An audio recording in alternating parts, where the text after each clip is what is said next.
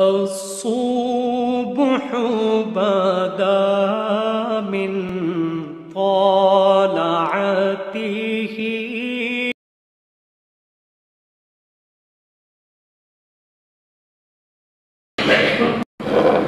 بسم اللہ الرحمن الرحیم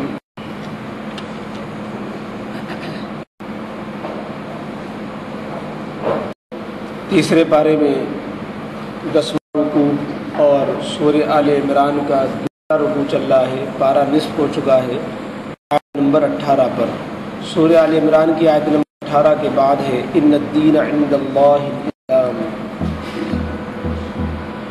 باللہ من الشیطان الرجیم بسم اللہ الرحمن الرحیم ان الدین عند اللہ الاسلام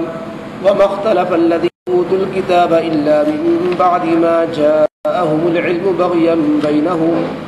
من يكفر بآيات الله فإن الله سريع الحساب فإن حاجوك فقل أسلمت وجهي لله ومن اتبعني وقل للذين أوتوا الكتاب والأميين أأسلمتم أسلموا فقد اهتدوا وإن تولوا فإنما عليك البلاغ والله بصير بالعباد. صدق الله. اوپر کی آیات میں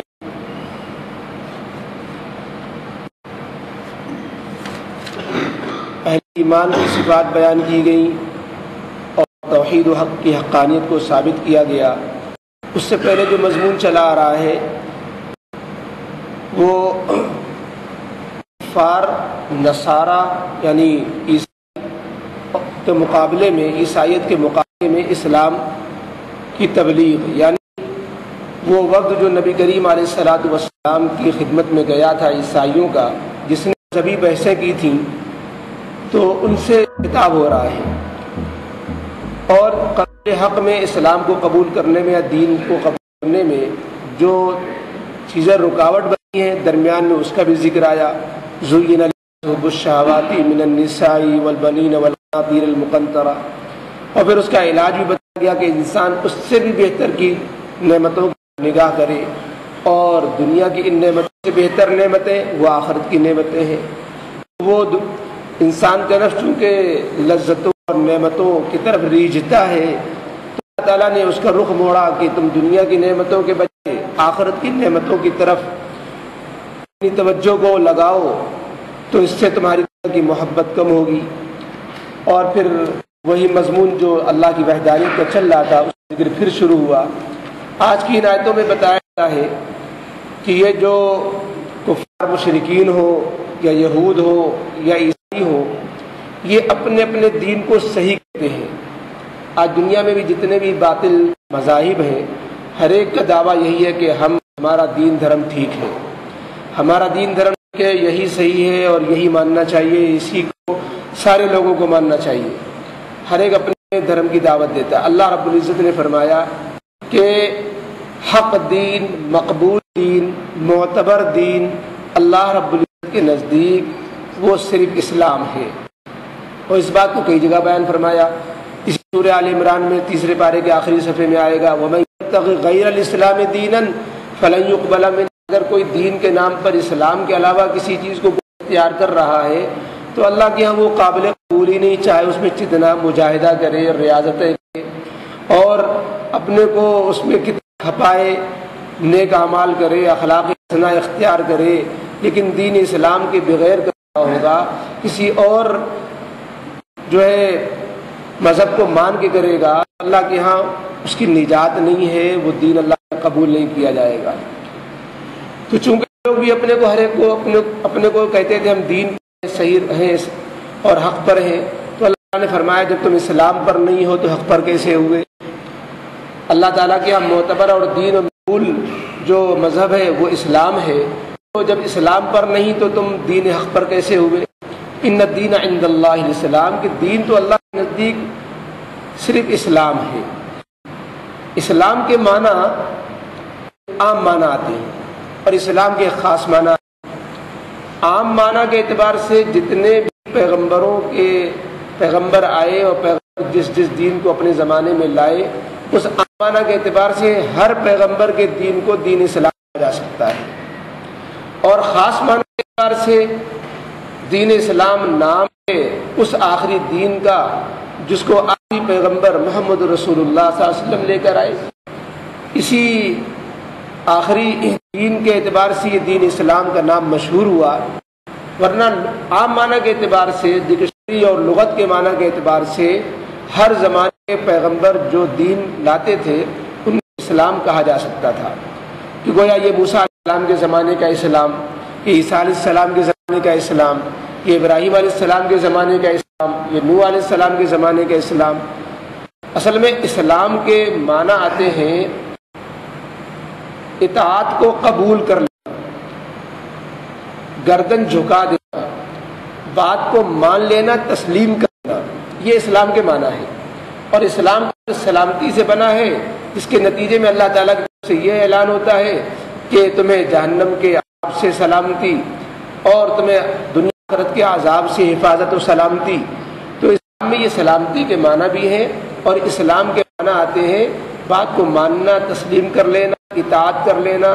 حکم برداری کرنا، فرمانبرداری کرنا۔ تو چونکہ ہر پیغمبر جو آئے وہ اللہ رب العزت کی اطاعت و فرمانبرداری کی دعوت انہوں نے دی۔ پہلے ایک اللہ کو ماننے کی دعوت دی، پھر ان کے حکموں کو ہی ماننے کی دعوت دی کہ اللہ کو بھی مانو، اللہ کے حکموں کو بھی مانو، اور پیغمبر کو بھی مانو، پیغمبر کی بات کو مانو۔ تو لہذا جنہوں نے مانا گویا انہوں نے اسلام قبول کیا، انہوں نے اسلام والا عمل کیا، اطاعت والا عمل کیا، ماننے والا تسلیم والا عمل کیا۔ تو جنہوں نے تسلیم کیا، قبول کیا، وہ تو راہ حق پا گئے، وہ صحیح دین کو انہوں نے اختیار کر لیا، اور جنہوں نے نہیں مانا وہ غیر مسلم ٹھہرے۔ اب عیسیٰ علیہ السلام کے زمانے کے غیر مسلم، حضرت موسیٰ علیہ السلام کے زمانے کے غیر مسلم، ابراہیم علیہ السلام کے زمانے کے غیر مسلم، ہر زمانے کے غیر مسلم وہ ہوں گے جو اس زمانے کے دین کو، جو اس زمانے کے اسلام میں نہیں مان رہے ہوں گے، تو وہ ہر زمانے کے غیر مسلم، زمانے کے کافر وہ کہلائیں گے۔ تو اس اعتبار سے دین اسلام عام معنی کے اعتبار سے ہر پیغمبر کے دین کو دین اسلام کہا جا سکتا ہے، اور اسی معنی کے اعتبار سے نبی علیہ الصلوۃ والسلام کا دین بھی دین اسلام ہے، کہ ہر زمانے کے پیغمبر نے جو دین پیش کیا ہے اس کو ماننے کا نام اسلام ہے، کیونکہ اسلام کے معنی ہی ہے مان لینا۔ اسی لیے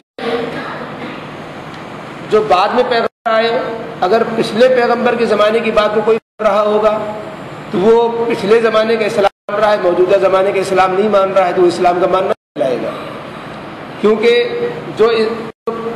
پہلے کا اسلام منسوخ ہو گیا کہ اسلام سے۔ جب ہر دین کو دین اسلام کہیں گے تو اس میں یہ تشریح کرنی پڑے گی کہ اللہ تبارک و تعالیٰ ہر پیغمبر کے ساتھ جو دین کو دیتے رہے ماننے کے لیے،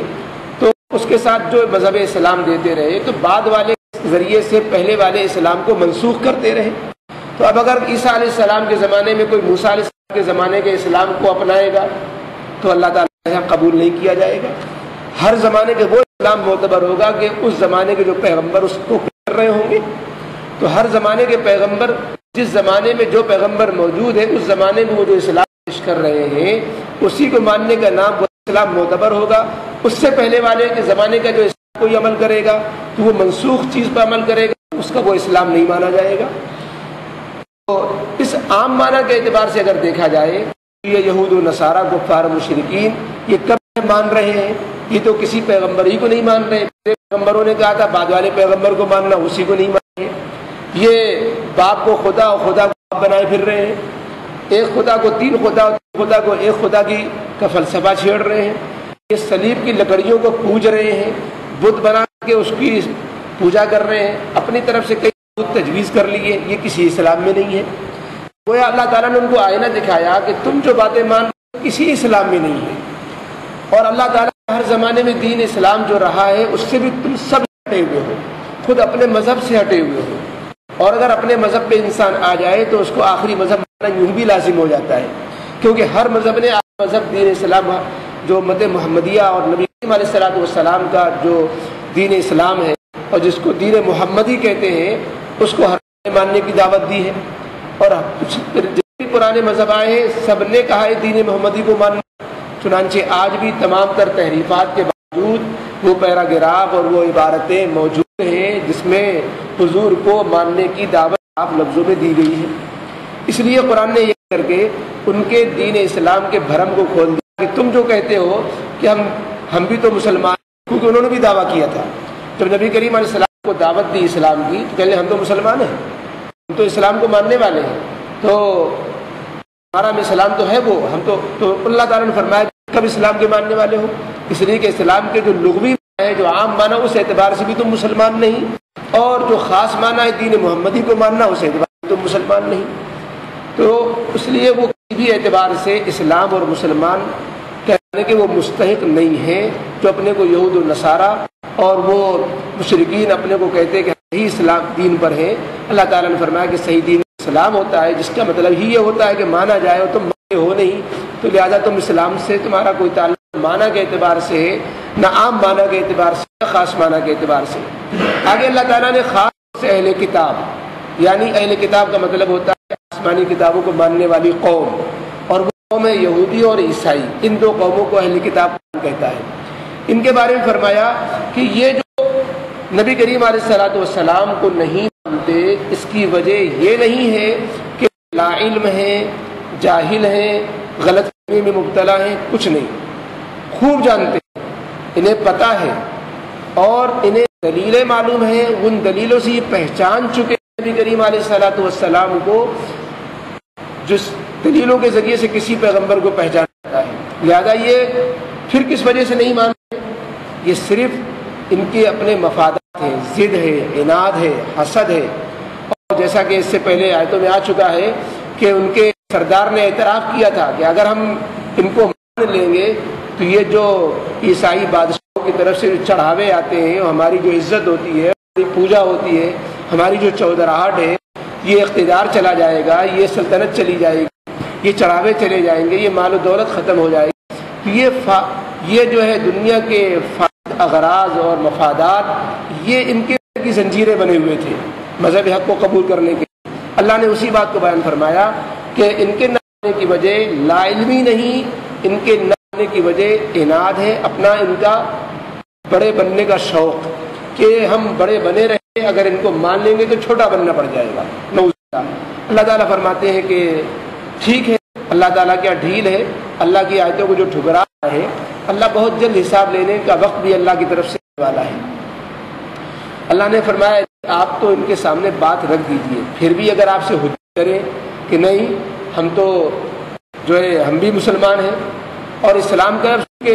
اور پیغمبروں نے بھی استعمال کیا۔ حضرت نوح علیہ السلام نے کہا وَأُمِرْتُ أَنْ أَكُونَ مِنَ الْمُسْلِمِينَ، حضرت ابراہیم علیہ السلام نے کہا رَبَّنَا وَاجْعَلْنَا مُسْلِمَيْنِ لَكَ وَمِنْ ذُرِّيَّتِنَا أُمَّةً مُسْلِمَةً لَكَ۔ حضرت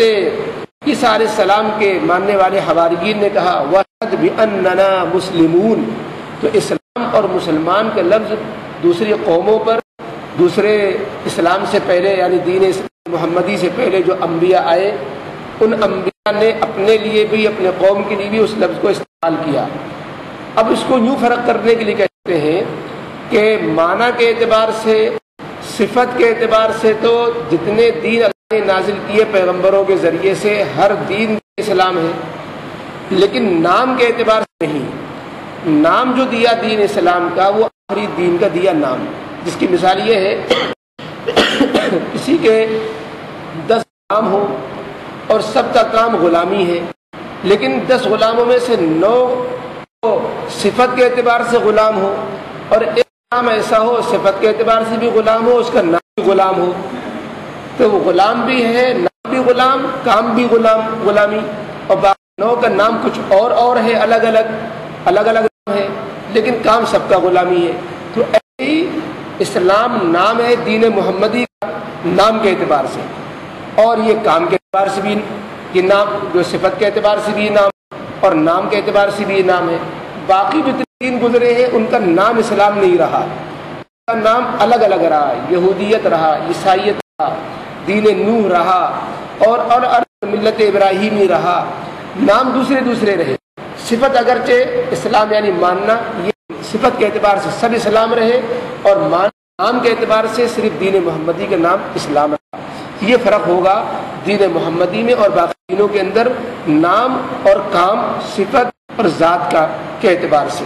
تو بہرحال یہ بات ضمناً آئی تو اللہ تعالیٰ نے فرمایا کہ اگر آپ یہ پھر بھی بحث کریں یہ یہود و نصارہ اور کہیں کہ ہمارا ہی دین ٹھیک ہے، تو آپ صاف صاف کہہ دیجئے کہ میں نے تو اپنا رخ اللہ کی طرف پھیر لیا اور میرے ماننے والے بھی اللہ کو خالص مانتے ہیں، وحدانیت کے اعتبار سے، ذات و صفات کے اعتبار سے اللہ کو خالص مانتے ہیں اور اللہ کے حکموں پر لبیک کہتے ہیں، اللہ کو مانتے ہیں، اللہ کے حکموں کو مانتے ہیں۔ تم نہ اللہ صحیح مانتے ہو کیونکہ تمہارے مذہب میں شرک میں ہوا ہے، اور نہ تم اللہ کے حکموں کو مانتے ہو کیونکہ تم پیغمبر ہی کو ماننے سے انکار کیا ہوا ہے۔ لہٰذا اگر وہ مان لیں اور کہیں، جب آپ پوچھیں آپ ان سے کہ واقعی تم بھی ماننے کو تیار ہو، اگر کہیں کہ ہاں ہم بھی اسی طرح ماننے کو تیار ہیں، آپ کا ایمان، آپ کا اسلام، آپ کے ماننے والے متبعین صحابہ کا ایمان و اسلام یہ نمونہ ہوگا۔ اگر اسی ڈگر پر وہ بھی آ جائیں اور جیسے آپ مان رہے ہو ہم ویسے ہی ماننے کو تیار، تب تو واقعی وہ بھی ہدایت والے ہو جائیں گے، ورنہ یہ ہدایت کا لیبل ہوگا ایسے جیسے کوئی شراب پر روح افزا کا لیبل لگا دے۔ لیبل لگانے سے حقیقت تو نہیں بدلے گی۔ تم لیبل لگانا کہتے ہو کہ ہم ہی دین حق پر ہیں، تو اس لیبل سے تم حق پر نہیں ہو جاؤ گے۔ اور پھر نبی کریم علیہ السلام نے تسلی دی کہ وہ نہیں مانتے تو آپ کی ذمہ داری بھی یہ نہیں ہے کہ آپ ان کو منوائیں، بلکہ آپ کا کام تو، آپ کی ذمہ داری پیغام پہنچانے کی حد تک ہے، آپ کی ذمہ داری بات کو ان تک پہنچانے کی حد تک ہے، وہ پوری ہوگی۔ اب وہ مانے نہ مانے چولہے بہاڑ میں جائیں، نہیں مانیں گے اپنا سزا عذاب بھگتیں گے۔ اس آپ سے باس پرس نہیں ہوگی کہ انہوں نے مانا کیوں نہیں تھا، تمہاری ذمہ داری بنتی تھی کہ ان کو منواؤ، یہ آپ کی ذمہ داری نہیں ہے۔ آپ کی ذمہ داری پیغام پہنچاؤ، منواؤ یہ آپ کی ذمہ داری نہیں ہے۔ تو آپ کی ذمہ داری پیغام پہنچانے کی حد تک ہے، باقی اللہ تو خود ہی بندوں کو دیکھ رہا ہے کہ کون مان رہا ہے کون نہیں مان رہا ہے، اور کون کیا دعویٰ کر رہا ہے، نیتوں میں کیا ہے، یہ اللہ رب العزت مان رہا ہے، دیکھ رہا ہے۔ تو فرمایا گیا ان الدین عند اللہ الاسلام، بے شک دین حق اللہ کے نزدیک جو معتبر ہے، مقبول ہے، وہ دین اسلام ہے۔ وما اختلف الذین اوتوا الکتاب، اور یہ جو اہل کتاب ہیں یہ کسی علمی کی وجہ سے اختلاف نہیں کر رہے، نہیں اختلاف کرتے یہ اہل کتاب، الا من بعد ما جاءهم العلم، مگر بعد اس کے ان کے پاس علم پہنچ چکا ہے، یعنی دلائل پہنچ چکے ہیں کہ یہ تورات و انجیل کو ماننے کی جو ان کے پاس دلائل ہے اس سے زیادہ ماننے کے دلائل اسلام اور قرآن کو ماننے کے ان کے پاس موجود ہیں۔ جس دلیل سے تورات و انجیل کو حق ثابت کرتے ہیں اس سے زیادہ واضح دلیل قرآن کریم کو نبی کریم علیہ السلام ثابت کرنے کے ان کے پاس خود موجود ہے، لیکن پھر کیوں نہیں مانتے؟ بغیم بینہم، آپس میں ضد اور حسد اور عناد کی وجہ سے، کہ اس میں ان کو دشمنی ہے، عناد ہے کہ ان کو مانیں گے تو ان کا مرتبہ اور بلند ہو جائے گا اور ہمارا مرتبہ گھٹ جائے گا، نعوذ باللہ۔ فمن یکفر بآیات اللہ، اور جو اللہ تعالیٰ کی آیتوں کو ٹھکرائے گا، نہیں مانے گا، انکار کرے گا، تو سن فإن اللہ سریع الحساب، بے شک اللہ بہت جلد حساب لینے والے ہیں۔ فإن حاجوک، بس اگر آپ سے اب بھی وہ حجتیں کرتے ہیں، جھگڑا کرتے ہیں، فقل اسلمت وجہی للہ ومن اتبعن، تو آپ اب اپنے عمل کے ذریعے سے بتا دیجئے کہ میرا عمل یہ ہے، تمہارا بھی یہ عمل ہوگا تو ٹھیک ہے، زبانی دعووں کے اللہ کے ہاں کوئی حقیقت نہیں۔ فقل، آپ فرما دیجئے، اسلمت وجہی اللہ، میں نے اپنے رخ کو اللہ کی طرف پھیر لیا، اور میں نے اپنے رخ کو اللہ کے تابع بنا لیا۔ ومن اتبعنی، اور جو میرے راستے پر میرے پیروکار ہیں انہوں نے بھی اپنے رخ کو اللہ کی فرما برداری کے لیے جھکا دیا، اللہ کے حکموں کو ماننے کے لیے انہوں نے اپنے کو حوالے کر دیا۔ وَقُلْ لِلَّذِينَ أُوتُوا الْكِتَابَ وَالْأُمِّيِّينَ، آپ کہیے پھر اہل کتاب سے اور ان پڑھ مشرکین لوگوں سے، أَأَسْلَمْتُمْ، تم بھی اسی طرح تابع بنتے ہو اللہ کے جس طرح ہم نے اللہ کا تابع بنایا۔ فَإِنْ أَسْلَمُوا، پس تابع داری اسی طرح قبول کر لے، فَقَدْ اهْتَدَوْا، تو واقعی وہ ہدایت والے ہو جائیں گے۔ یہ ہدایت کا معیار عملی اعتبار سے دنیا میں بتایا کہ یہ نظرات کے ایمان و اسلام کی نمونہ ہے۔ وَإِن تَوَلَّوْا، اگر یہ گردانی کرتے ہیں اور صرف زبانی بڑے بول بولتے ہیں، إِنَّمَا عَلَيْكَ الْبَلَاغُ، تو بے شک آپ کی ذمہ داری تو پیغام پہنچانے کی ہے۔ وَاللَّهُ بَصِيرٌ بِالْعِبَادِ، اور اللہ خود ہی بندوں کو خوب دیکھ رہا ہے۔ اللهم صل على سيدنا مولانا وحبيبنا وشفيعنا محمد وعلى آل سيدنا محمد وآله وصحبه وبارك وسلم. ربنا ظلمنا أنفسنا وإن تغفر لنا وترحمنا لنكونن من الخاسرين. ربنا لا تزغ قلوبنا بعد إذ هديتنا وهب لنا من لدنك رحمة إنك أنت الوهاب. ربنا هب لنا من أزواجنا وذرياتنا قرة أعين واجعلنا للمتقين إماما. اللهم اغفر لنا ولإخواننا الذين سبقونا بالإيمان ولا تجعل في قلوبنا غلا للذين آمنوا ربنا إنك رؤوف رحيم. اللهم احسن عاقبتنا في الأمور كلها وأجرنا من خزي الدنيا وعذاب الآخرة. اللهم افتح مسامع قلوبنا لذكرك وطهر قلوبنا عن غيرك ونبيض قلوبنا بنور معرفتك وأصلح لنا شأننا كله وكلنا إلى أنفسنا طرفة عين. صلى الله تعالى على خير خلقه محمد وآله وصحبه أجمعين برحمتك يا أرحم الراحمين.